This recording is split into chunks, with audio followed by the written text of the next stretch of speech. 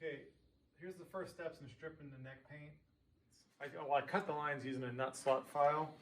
And I did it by hand. I haven't taped anything off yet, but I went real freehand as best as I could with the joint line for the neck to body.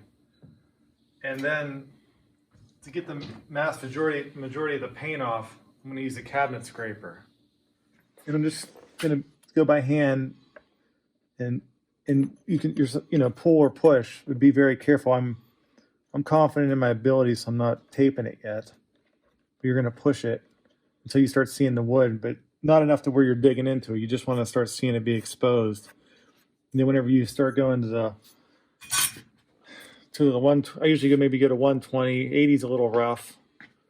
120 I'll do the rest of the stripping with once I get most of this visually. And I'll use a block like this or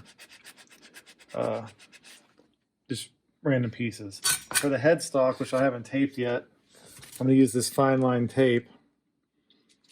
And I'm going to tape my V off, and then same thing, I'll cut it with this nut file, which I'm using the 12,000 side. I'll go really slow and dig with it.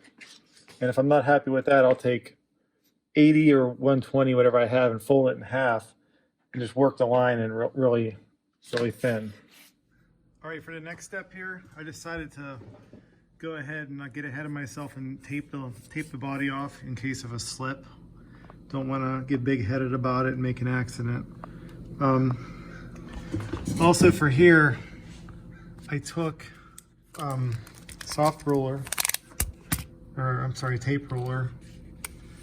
and I'm going to find my center, and I made a mark, so when I bring my line down, I'm a little low.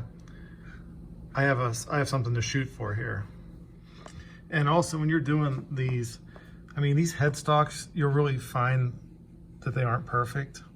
So, if you're looking for a showpiece, you might spend all day trying to get it exactly perfect, but even then, sometimes the way it's cut, it's just not gonna line up. So you do the best you can. And for the body, depending on the guitar's conditioning and my work surface, I might wrap the whole body like a baby in an old towel. But I have a brand new mat here, so I'm confident that there's nothing stuck in it that's going to scratch the body up. So I'm just gonna do the body, do the head, and when I get done taped, I'll show you that. All right, at this point, I have my head taped off to where I'm happy with it. The measurement came out pretty much perfect to me. Now the angle of your V, that's in the eye of the beholder. I just make it flow as best as I can. Like I said, this isn't going to be perfect. You're doing a custom job here. And then I tape on the front too. And the better you get, the less tape you need to use, because you'll be knowing where you'll be slipping. But I always encourage more tape, because you'd be surprised when you're getting hot and heavy here with the sandpaper. Sometimes you might slip and, cause a little scratch here and there. So, but I also tell somebody, if you're going to take this job on, know that it's not going to be perfect. Know that there might be, don't be freaked out if there's something that scratches under the surface, or, the lines aren't perfect, because you're doing this by hand, and it's a gritty job. Right here was a test piece where I just kind of wanted to see how far I was going to have to dig today. So I just kind of, went easy until I'm using the wrong edge of that, but just was kind of digging to see how far I needed to go. So here's a clip of the lines being dug out using a nut file, 12,000 side. Use whatever tool you wish. And, it might look scary at first to some people, but once you start running sandpaper against it and it starts, working against the lines there, they all just kind of blend in. And once you finish oil it, it really, it makes it whole, or as complete as it can be. And one thing I forgot to mention, which I should have mentioned at the beginning of the video, because if you got this far, but you want to pay attention to what kind of wood is underneath here. This is a Gibson, and it's going to have mahogany, so it's going to look really good. It's a solid hardwood. If you buy, if you have a cheaper, maybe Chinese or Korean guitar, and sometimes they say that the wood is, what's in there really isn't in there, and some of it doesn't look good, and I know this from experience of ripping. So like I said, do some research to know what's underneath here first before you want to expose it. And it might actually look worse if it's not a good solid piece of wood underneath. All right, here's about an hour and a half of a cabinet scraper. I got everything off to where I wanted it. I mean, in past times, I've done all that with 80 grit. You know, the black is leftover paint, obviously, that I'll dig off with. I'll probably go to 180 from here to see how it digs. I don't want to dig too deep. And one other thing you want to make note of, if you have binding, you don't want to go over with the cabinet scraper.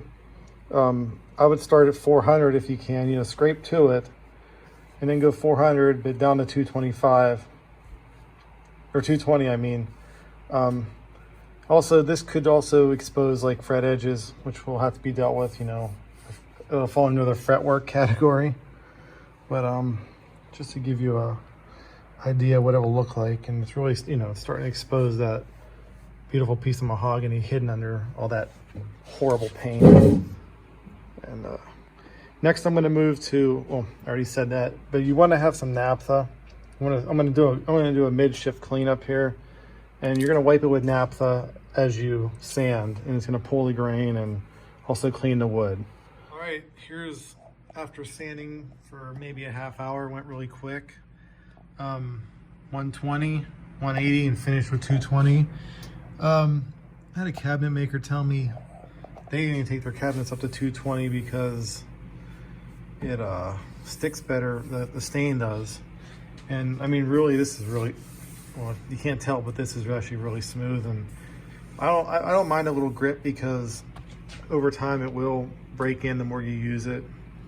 But you can take it up to 1,000 if you want, you know, if you want it to be that smooth. The only thing I will say is be careful if it may not take the true oil or tung oil or whatever you do next as well. So I'm going to show you what it looks like after one coat of tung oil. All right, here's about a minute after the first coat of true oil. I mean, it's a pretty big difference. So I mean, this is a really fantastic piece of mahogany underneath here. And I think it says to let it dry for 24 hours. It's going to depend on your environment, but I'll check it tomorrow afternoon and see how it feels. And I typically only do 2 coats because after that second coat, it really starts to gum up, in my opinion. So I just want to fill any of the extra cracks that, you know, that dry out quicker. And here it is after the first coat, drying about 12 hours or so.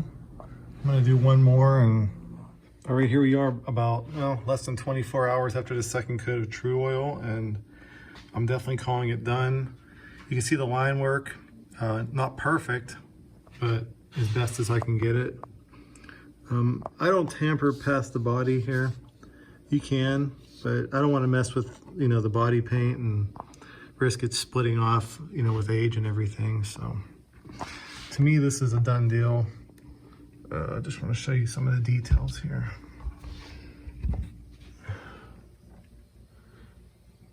And you know, if you want, you can buff the shine off with quadruple zero steel wool. To me, this one turned out really good. It has a little tiny bit of grit. I'm gonna leave it and just let it wear off. But if it bothers you, hit it with that steel wool and it'll dull the finish a little bit, and done deal.